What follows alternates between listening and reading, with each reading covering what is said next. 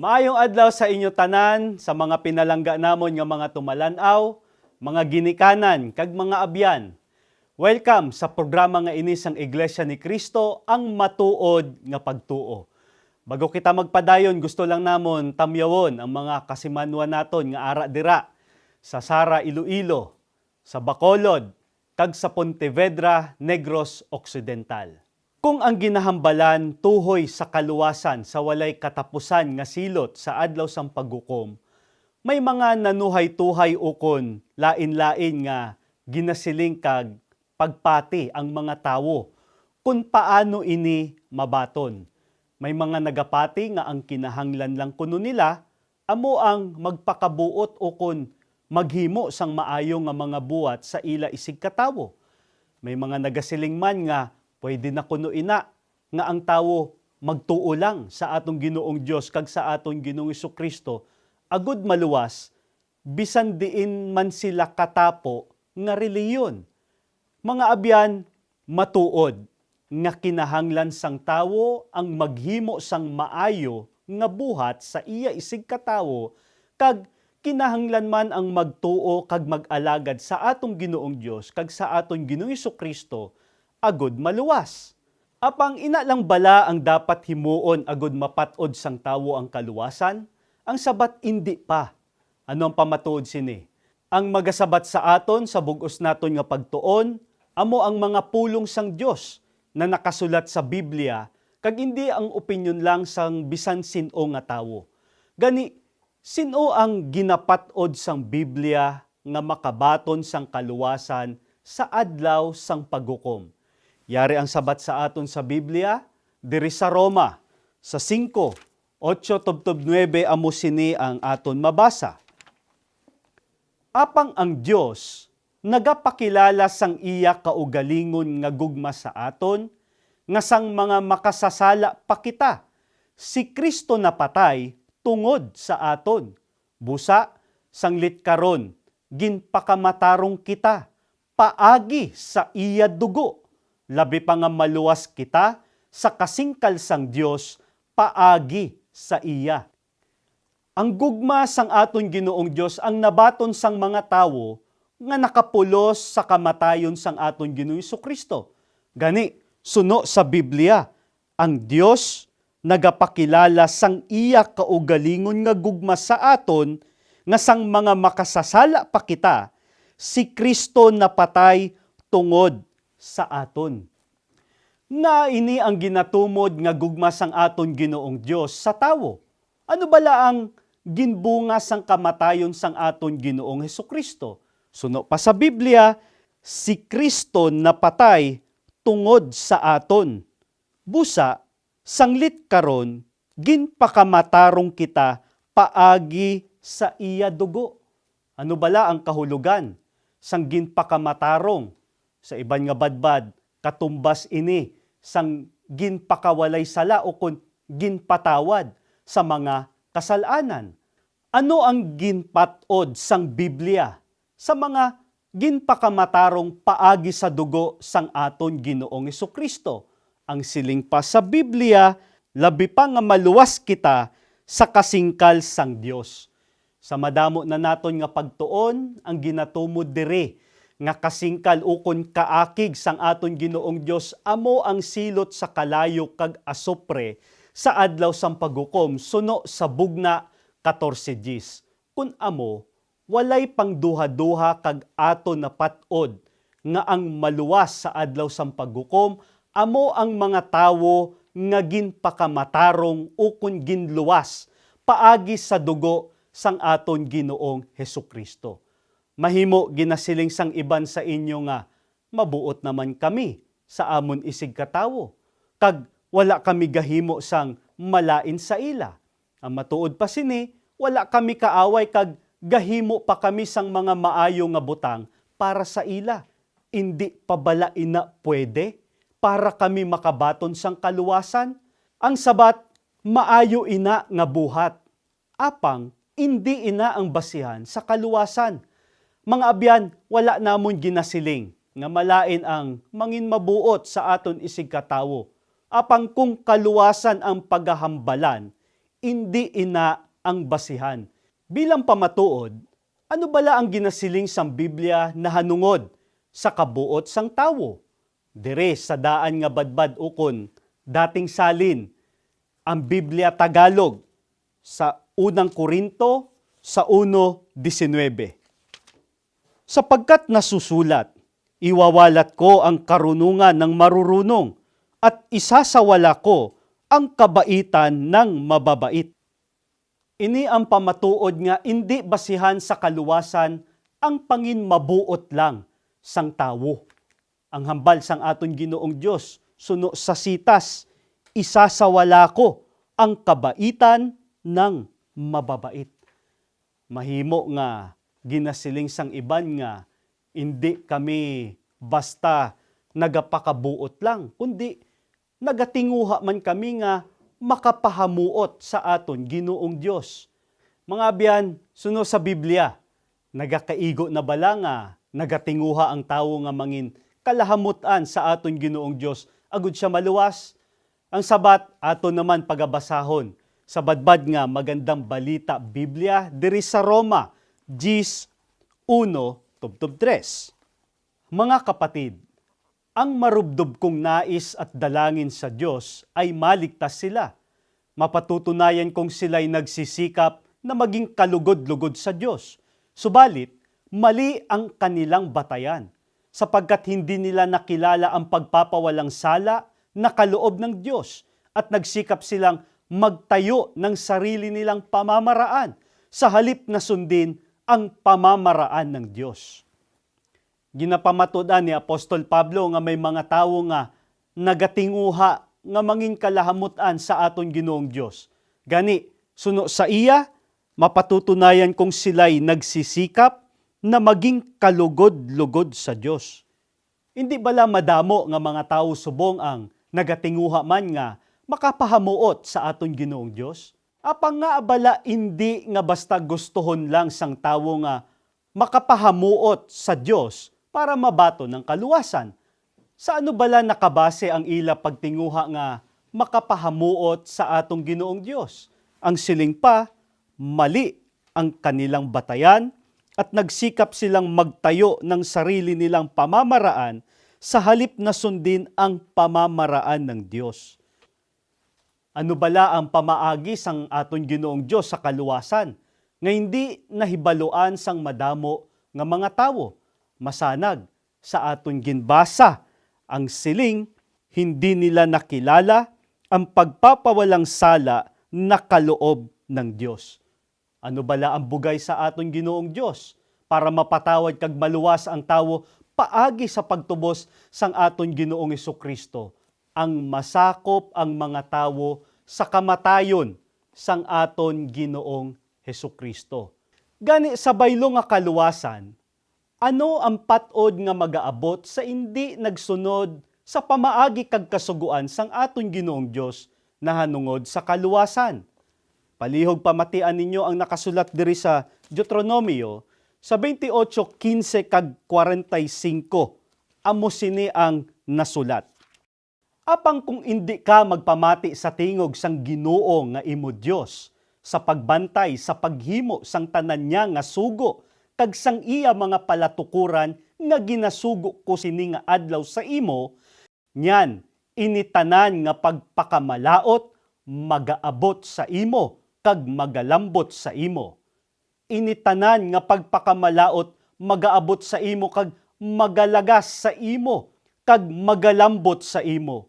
Tubtob nga malaglag ka, bangod nga wala ka magpamati sa tingog sang Ginoo nga imo Dios sa pagbantay sang iya mga palatukuran nga ginsugo niya sa imo. Time.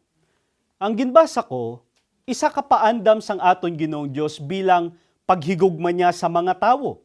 Kung hindi sundon sang tawo ang iya kasuguan kag palatukuran, suno sa Biblia, initanan nga pagpakamalaot magaabot sa imo kag magalambot sa imo.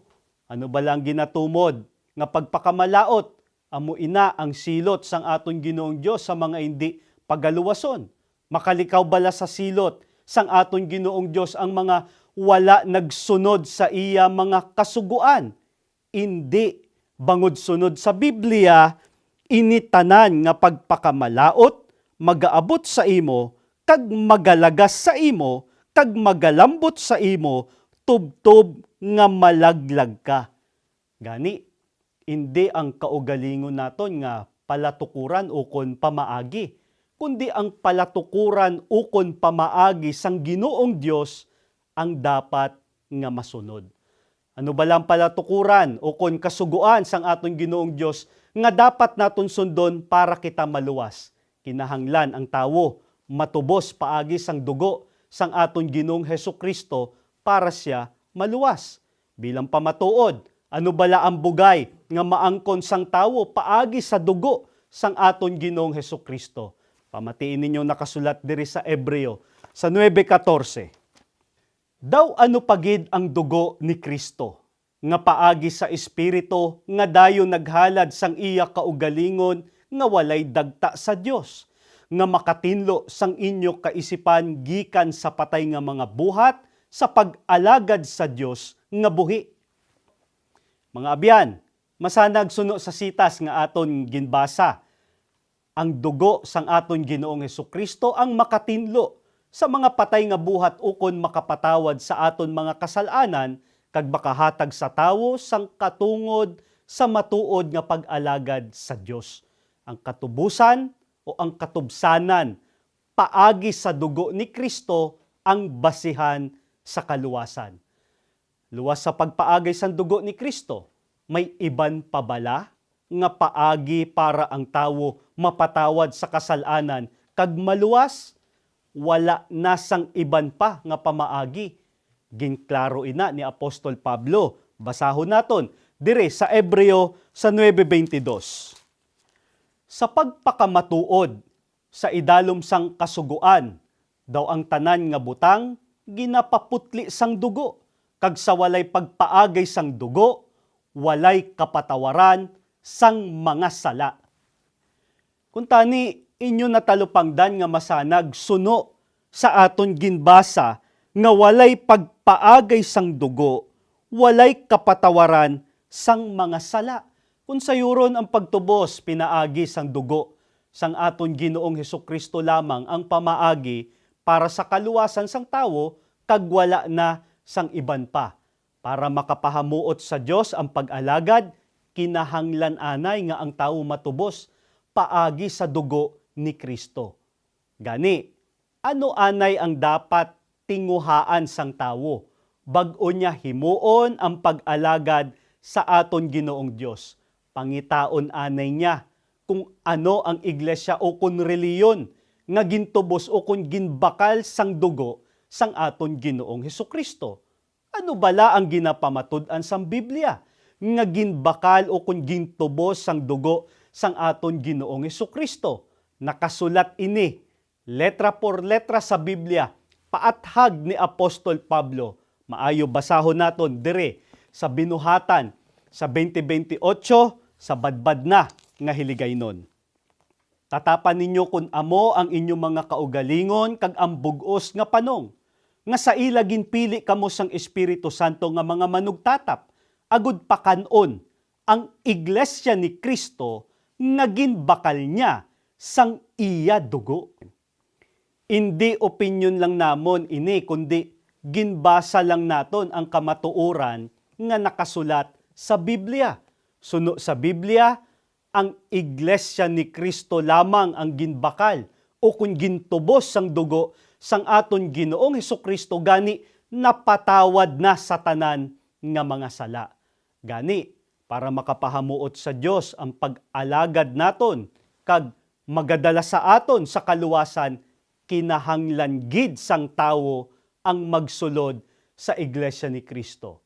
Ano ang kabangdanan sini? Bangod ang mga katapo sang iglesia nga ini, ang iglesia ni Kristo, ang napatawad sa tanan nila nga sala, gani nakasiguro gid sang kaluwasan. Nabatian ninyo ang kamatuoran sang Biblia. Ano ang dapat nga mangin reaksyon? Hindi naton pag ipasapayan ang pagsulod sa iglesia ni Kristo. Nga ahaw, patod nga ikapahamak sang tawo kung ipasapayan niya o kung pabayan niya ang pagsulod sa Iglesia ni Cristo bangod nagakinahanglan ang tawo sang kapatawaran sang iya mga sala. Ano ang pamatuod sini? Ini ang sabat sa aton ni Apostol Pablo diri sa Roma sa 6:23. Kay ang bayad sang sala kamatayon, apang ang bunayag nga dulot sang Dios kabuhi nga walay katapusan kay Kristo Jesus nga aton Ginoo. Mga abyan, kung paano napatod nga maluwas ang ginpakamatarong ukon napatawad sa sala, ginsigurado man sa Biblia ang kalautan nga madangtan sang tawo bangod sang iya mga sala. Ang paathag sa aton ni Apostol Pablo, ang bayad sang sala, kamatayon. Mahimo ginasiling ini sang iban. Tanan naman nga tawo mapatay. Gani kung mapatay na ako o kung mabugtuan na ako sang ginhawa, bayad na ako sa tanan ko nga mga sala sa aton Ginoong Dios. Ang pamangkot, husto bala ini nga paminsaron? Hindi. Bangod ang pagkabugto sang ginhawa, hindi pa bugos nga bayad sa mga sala. Nga aman, diin bala ang kamatayon nga bugos nga bayad sang mga sala. Ang magasabat sa aton, Biblia, amo sini ang nakasulat diri sa bugna, sa 21:8, amo sini ang paathag.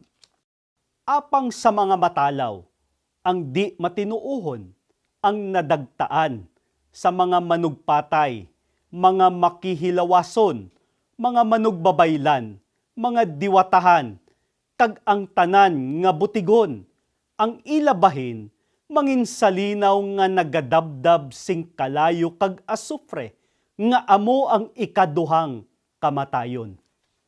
Mga abyan, suno sa Biblia, ang bugos nga bayad sang sala, ang ikaduhang kamatayon sa linaw nga kalayo sa adlaw sang paghukom. Mga abyan, madugay pa bala ang pagkari sa adlaw sang Ginoo kon adlaw sang paghukom, kung diin sa adlaw nga ina magabayad ang tawo sa tanan niya nga sala? Maayo, pamatian naton ang nakasulat diri naman sa Sofanias sa 1:14. Malapit na ang dakong adlaw sang Ginoo. Malapit ini kag nagadali-dali sing tama. Ang tingog sang adlaw sang Ginoo mapait. Ang gamhanan nga lalaki nagasinggit sing didto. Batunon man o kun indi sang bisan sino, patod nga maabot gid ang adlaw sang paghukom. Madugay pa bala ang pag-abot sa dakong adlaw nga ini sang Ginoo? Indi na. Bangod ang siling sa aton sa Biblia, malapit na ang dakong adlaw sang Ginoo, malapit ini kag nagadali-dali sing tama.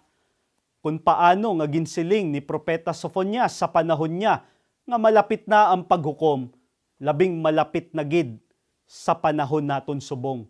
Natuman, kag padayon pa nga nagakatuman ang mga palatandaan nga malapit na gid ang katapusan ukon adlaw sang paghukom. Gani, dapat gid naton paghandaan ina nga adlaw. Ano bala ang pamatuod sang Biblia nga matabo sa adlaw nga ini? Suno pa dire sa aton nga ginbasa ang gamhanan nga lalaki nagasinggit-sing didto. Kag suno pa sa aton nga ginbasa ang adlaw sang Ginoo mapait. Nagapakita nga tuman nga kasakit ang pagaagumon sang tawo nga indi maluwas sa adlaw sang paghukom. Apang para sa tanan bala nga tawo ang amo nga kalalatan? Indi, kundi para ini sa mga tawo nga indi napatawad sa ila mga sala. Nga mapait ang adlaw sang paghukom sa mga tawo nga indi napatawad sa mga sala.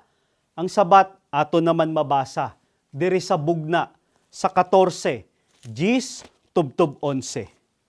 Siya man magainom sang alak sang kasingkal sang Dios, nga ginaman nga walay simbog sa tagayan sang iya kaakig. Kag sakiton siya sa kalayo kag asufre, sa atubangan sang mga manugtunda nga balaan, kag sa atubangan sang kordero. Kag ang aso sang ila kasakit, nagatubok sa katuigan kag katuigan, kag wala sila sing pahuway sa adlaw ukon gab-i. Sila nga nagasimba sa sapat kag sa larawan sini. Kag ang bisan sin-o nga nagabaton sang patin sang iya ngalan. Mapait ang adlaw sang paghukom sa mga tawo nga indi napatawad sa mga sala bangod suno sa Biblia, sakiton sila sa kalayo kag asufre, kag ang aso sang ila kasakit nagatubok sa katuigan kag katuigan, kag wala sila sing pahuway sa adlaw ukon gab-i. Buot silingon, mapait ang adlaw sang paghukom sa mga tawo nga indi natubo sa mga sala bangod silutan sila sa linaw nga kalayo nga walay katapusan, kag wala sila sang pahuway adlaw kag gab-i. Mga abyan, walay bisan sin-o sa aton ang handom. Amo ang silot nga walay katapusan sa linaw nga kalayo. Ina ang rason kun nga kita tanan nagatinguha nga mangin maayo kag nagaalagad sa aton Ginoong Dios, bangod handom naton tanan, kaupod ang bug-os naton nga panimalay nga maluwas pag-abot sang gintalana nga adlaw, ang adlaw sang paghukom. Apang, sin-o ang manginbulahan sa adlaw nga ini? Suno sa Biblia nga ginbasa naton kaina, sila ang mga yara sa matuod nga iglesia, sa iglesia nga gitubos kag napatawad sa mga sala, buot silingon sa iglesia ni Kristo. Mga abyan, gusto gid namon nga makaupod kamo sa matuod nga pag-alagad sa aton Ginoong Dios kag sa aton Ginoong Hesukristo diri sa sulod sang iglesia ni Kristo, kay ululupod kita nga magabaton sang bugay nga kaluwasan sa adlaw sang paghukom. Kuntani, ipadayon ninyo nga usisaon ang mga pulong sang Dios nga ginatuuhan sang iglesia ni Kristo. Kung may mga pamangkot kamo, mahimo magpalapit kamo sa mga ministro o kung manggagawa sa mga evangelical worker namon. Kag bisan sa amon nga mga utod sa iglesia, sa lokal sang iglesyang ni Kristo nga malapit sa inyo nga duog. Kani mga abyan, padayon man namon kamo nga ginaagda nga tan-awon ang mga programa sang iglesia ni Kristo sa INC TV, kag magpamati sa among mga religious programs sa INC Radio DZEM 954 kHz. Ginaimbitahan man namon kamo nga basahon ang amon official magazine, ang Pasugo God's Message. Mahimo man ninyo nga bisitahon ang amon official websites, ang incmedia.org, iglesianicristo.net, kag pasugo.com.ph. Ginaagdaman namon kamo nga mag-subscribe sa amon official YouTube channel, ang Iglesia ni Cristo Evangelical Mission. Ginaimbitahan man namon kamo nga magtambong sa mga ginahimo namon nga pamamahayag sa mga pulong sang Dios kag pagsimba sa sulod sang amon kapilya nga lapit sa inyo nga mga lugar.